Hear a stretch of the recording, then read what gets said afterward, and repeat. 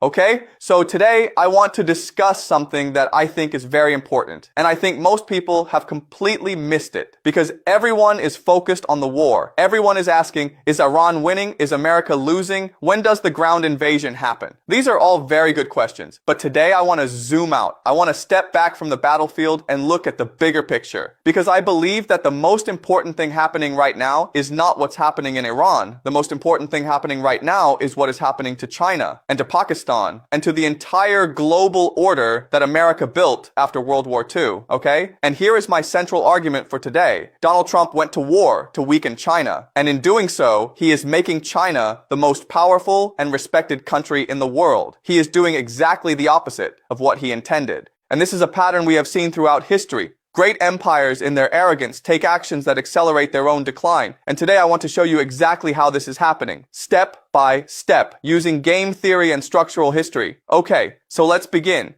First, I want to give you some background, because to understand what China is doing right now, you need to understand what China's biggest problem has been for the last 20 years. China's biggest problem is what strategists call the Malacca dilemma. Okay, what is that? So approximately 80% of China's oil imports pass through a very narrow strait called the Strait of Malacca between Malaysia and Indonesia. This strait is essentially controlled by the US Navy. The US has bases in Singapore, in Japan, in South Korea, in Guam. They completely surround this shipping lane. So if America wanted to, it could cut off China's oil supply almost overnight just by blockading the Strait of Malacca. This is China's single greatest strategic vulnerability, and Chinese military planners have been losing sleep over this for decades. Now, think about what has just happened because of this war. Iran is controlling the Strait of Hormuz. 20% of global oil passes through there, and China has been given essentially a free pass. Iranian ships let Chinese ships through. Iranian strategy has been very deliberate about this. They control who can pass and who cannot, and China can pass. Why? Because China is Iran's biggest oil buyer. China kept buying Iranian oil even during the sanctions years. China never abandoned Iran. So now Iran rewards China. What does this mean? It means that while America is trying to choke off Iran, China is actually building a completely new energy supply chain that does not depend on the Strait of Malacca. China is solving its 20-year strategic vulnerability. And America is helping it do that by creating a situation where Iran controls the Hormuz and gives China priority access. This is extraordinary. This is a strategic gift that America is delivering to China completely by accident. Okay, let me now bring in something I have discussed before, the structure of the world, because I want you to understand why this matters so much. Remember, at the core of the current world system is the American empire. The empire provides the muscle. The empire says this is how the rules work. Around the empire, you have the finance, Wall Street, City of London, the big asset managers. They are the game masters. And then you have the global economy, which runs on the US dollar, the petrodollar system. And then you have the multilateral organizations, the UN, the WTO, which give this system a veneer of legitimacy. Now, this entire system depends on one thing, American credibility, American power. The belief by all the other players, the finance people, the Gulf states, the European nations, that America is in charge, America is strong, and America's rules must be followed. What happens when that credibility is destroyed? What happens when the world watches America spend $13 billion on an aircraft carrier that runs away from Iranian drones? What happens when the world watches America's most expensive fighter jet get shot down? What happens when America announces a ceasefire that Iran says never happened? The answer is the world starts looking for a replacement. And right now, the world is looking at China. Okay, now I want to talk about Pakistan, because this is what I called the secret role. And I think Pakistan's role in this war is one of the most fascinating geopolitical stories of our time. And most people are not paying attention to it. Let me ask you a question. Think about this carefully. Who brokered the ceasefire in this war? Not America, not Europe. Not Saudi Arabia, Pakistan. A country that most Western commentators wrote off as a failed state. A country that has been dealing with economic crisis, political instability, and its own border conflicts. Pakistan stepped up and did something that no one else could do. It got America and Iran Two countries who hate each other, who had been bombing each other, to sit down and talk. How? Why Pakistan? Why not France? Why not Germany? Why not the United Nations? This is where it gets very interesting, and I want to use game theory to explain it. Pakistan is in a unique position. It has a mutual defense agreement with Saudi Arabia, one of America's closest allies in the region. At the same time, Pakistan shares nearly 1,000 kilometers of border with Iran. Pakistan cannot afford to be Iran's enemy. Iran is its neighbor. If Iran collapses into chaos, Pakistan's border region becomes a disaster zone. So Pakistan has to maintain relationships with both sides simultaneously.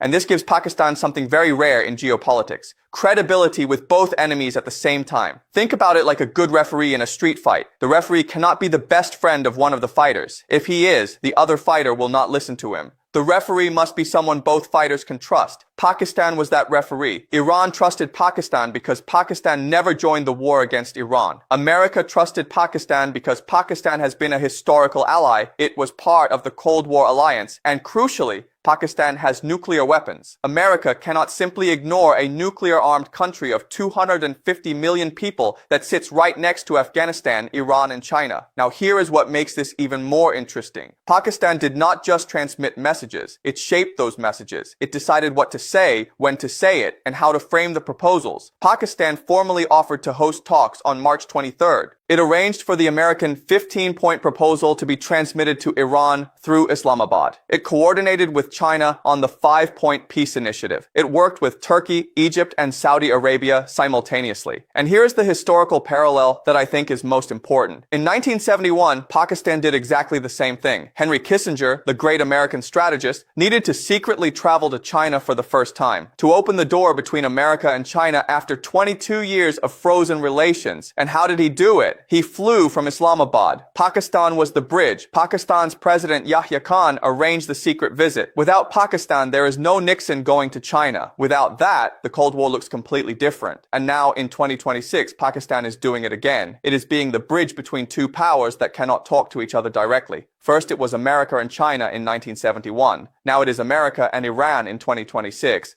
Pakistan has what I call the international mediation gene. It knows how to sit between giants and be useful to everyone. But here is the deeper question. Why is Pakistan doing this now? What does Pakistan get out of it? And this is where game theory becomes very important. Let me explain Pakistan's strategic calculation. Pakistan has 5 million workers in the Gulf states. These workers send money home. This is one of the most important sources of foreign currency for the Pakistani economy. If this war keeps going, Gulf states become unstable. Pakistani workers lose their jobs. Pakistan loses billions of dollars in remittances. This is an economic catastrophe for Pakistan. Pakistan is also extremely dependent on Middle Eastern oil. It has almost no oil reserves of its own. If the Strait of Hormuz stays closed, Pakistan's economy goes into crisis. Energy prices spike. Industry shuts down. Ordinary Pakistani people suffer. And Pakistan shares a 1,000-kilometer border with Iran.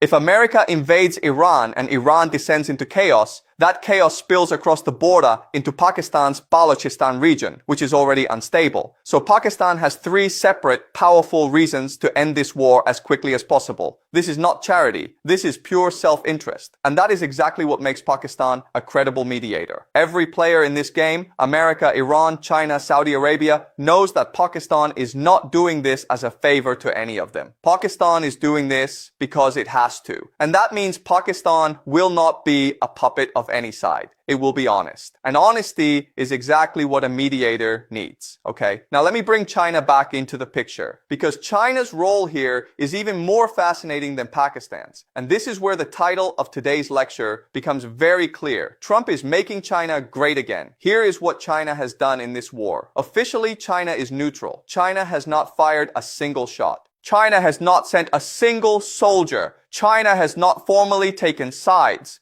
And yet, China has emerged from this war stronger than it entered it. How is this possible? Let me show you. First, China has been providing Iran with the tools to fight. Not weapons directly, at least not openly, but dual-use technology, radar systems, navigation technology, geospatial intelligence tools, Chinese satellite reconnaissance. Chinese companies with links to the military have been selling Iran tools that make its drones and missiles more effective. So China is helping Iran fight this war. while officially being neutral. This is extremely clever. China gets the benefit of helping Iran weaken America without any of the political cost of being seen as a belligerent. Second, China has been buying Iranian oil the entire time. Iran's biggest worry when this war started was economic survival. Sanctions had already cut Iran off from the Western financial system, but China kept buying.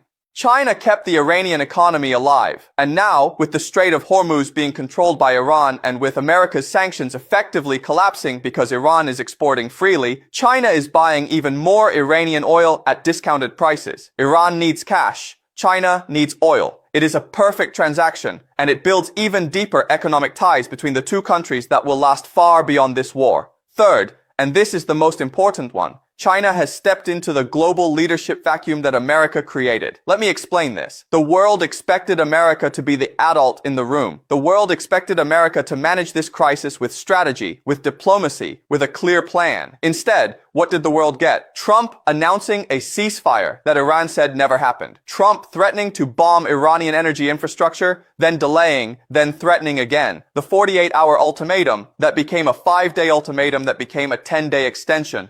America's Secretary of War saying we negotiate with bombs. America's president posting on social media at 3 a.m. No strategy, no plan, just improvisation and lies. Into this vacuum stepped China. China's foreign minister Wang Yi made 26 phone calls to foreign ministers across the region. 26 calls. He spoke to Russia, Saudi Arabia, Germany, Iran, Bahrain. He sent special envoys to multiple countries. He coordinated with Pakistan on a 5-point peace proposal. He worked with the African Union. He approached the European Union. He built a coalition around a simple, clear message. Stop the war, open the strait, protect civilians, let the UN play a role. And you know what? The world listened. Saudi Arabia supported the China-Pakistan plan. Egypt supported it. Turkey supported it. The African Union supported it. Iran came to the table. And ultimately, even though Trump would never admit this publicly, China played a key role in convincing Iran to accept the 2-week ceasefire. Think about what this means. China, without firing a single shot, without spending a single dollar on weapons, positioned itself as the country that ended the most dangerous war of 2026, while America was seen as the country that started it. This is an extraordinary reversal. This is a geopolitical revolution, and Trump caused it by accident. Okay, now I want to use a thought experiment to make this very clear, because I think this pattern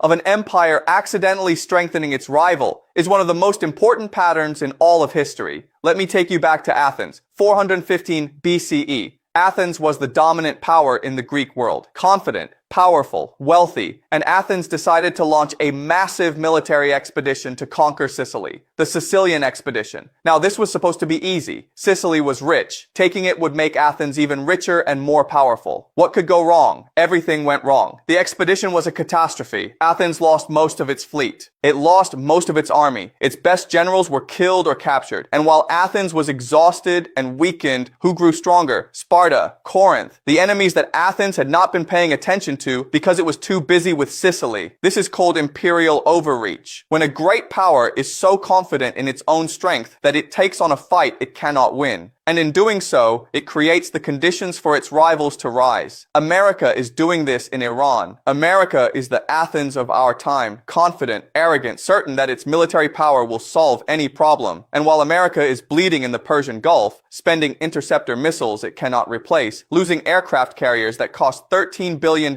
watching its political will erode at home, China is doing what Sparta did, watching quietly, building strength, building alliances, building the infrastructure of the next world order. And here is the specific way that China is building that new order right now. It is called the Belt and Road Initiative. You have heard of it, but let me explain why this war makes it so much more important. The Belt and Road is China's grand project to connect Asia, Africa, Europe, and the Middle East through a network of roads, railways, ports, and pipelines. And guess who is at the center of this network? Iran. And guess who is China's partner in building the land corridor through Central Asia? Pakistan. The China-Pakistan Economic Corridor, CPEC, is one of the most important infrastructure projects in the world. A direct land route from Chinese factories to the Arabian seaport of Gwadar in Pakistan. From there, Chinese goods can be shipped to the entire Middle East, Africa, and Europe without passing through the Strait of Malacca, without passing through any waterway controlled by the US Navy. This war is accelerating all of this. Because every country watching what America is doing to Iran is asking themselves, do I really want to depend on America for my security? Do I really want my trade routes controlled by a power that starts wars without a plan and cannot finish them? And the answer for more and more countries is no. Pakistan is deepening its relationship with China through this crisis. The 5-point plan they announced together was not just a peace proposal, it was a signal to the whole world. China and Pakistan are now jointly managing the most important geopolitical crisis on earth. Not America, not NATO, China and Pakistan. Saudi Arabia is watching this. UAE is watching, Egypt is watching, Turkey is watching, and they are all drawing the same conclusion. The future is multipolar. And in that multipolar future, China is one of the poles, and America is a declining one. Now let me address something directly, because some of you might be thinking, okay, but China is not really that powerful. It has its own problems. Its economy has issues. It has the Taiwan question. It has domestic tensions. And yes, all of that is true. But here is what I want you to understand. Power is relative. Power is not just about how strong you are in absolute terms. Power is about how strong you are relative to your rivals at a given moment. And right now, at this moment, America's credibility has been severely damaged. America's military power has been exposed as less decisive than everyone thought. America's financial system is under stress from oil disruptions. America's political will is fragile. And China has not fired a shot. China has not lost a soldier. China has not spent a dollar on weapons in this war. China has gained access to Iranian oil. China has strengthened its relationship with Pakistan. China has positioned itself as the world's peacemaker. China has demonstrated to the entire global south, to Africa, to Asia, to Latin America, that there is an alternative to the American-led order. And that alternative is willing to listen, willing to mediate, and not interested in bombing people. This is soft power. And soft power is how empires are built in the modern world. Not with bombs, with credibility, with respect, with the perception that you are on the right side of history. And right now, China has all three of those things, and America has none of them. Okay, so let me now bring this all together. Let me give you my complete framework. What we are watching right now is one of the great historical pivots. These moments happen rarely, maybe once every 50 to 100 years. A moment when the structure of world power fundamentally changes. When one empire's decline creates the space for another power to rise. The last great pivot was after World War II. Britain was exhausted, bankrupt. Its empire was collapsing. And America stepped in, not by fighting Britain, but by being the country that could do what Britain could no longer do.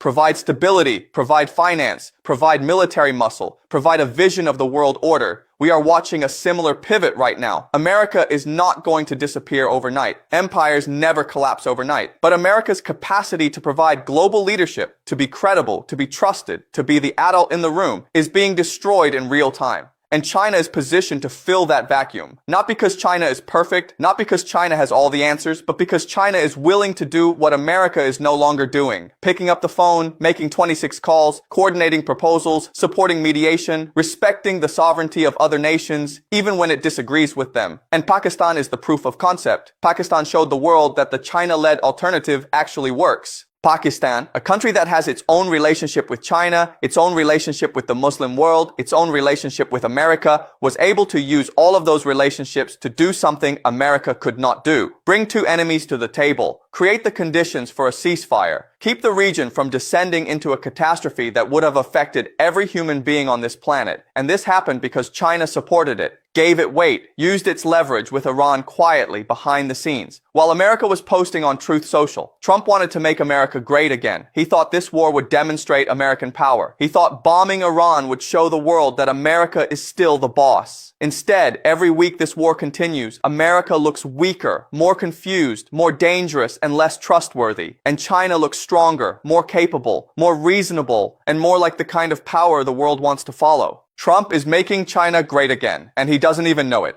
Okay? Now, as I always say, this is not prophecy. I want you to question everything I am saying. I want you to look at the evidence and think for yourself. That is what predictive history is about. We use game theory. We use structural history. We look at patterns and we ask, if this pattern continues, what is the most likely outcome? The pattern here is clear. Imperial overreach creates the space for rivals to rise. America's war in Iran is accelerating China's rise. Pakistan's mediation is demonstrating the China-led alternative works, and the world is watching and drawing its own conclusions. History does not repeat exactly, but it rhymes, and right now it is rhyming very loudly, okay?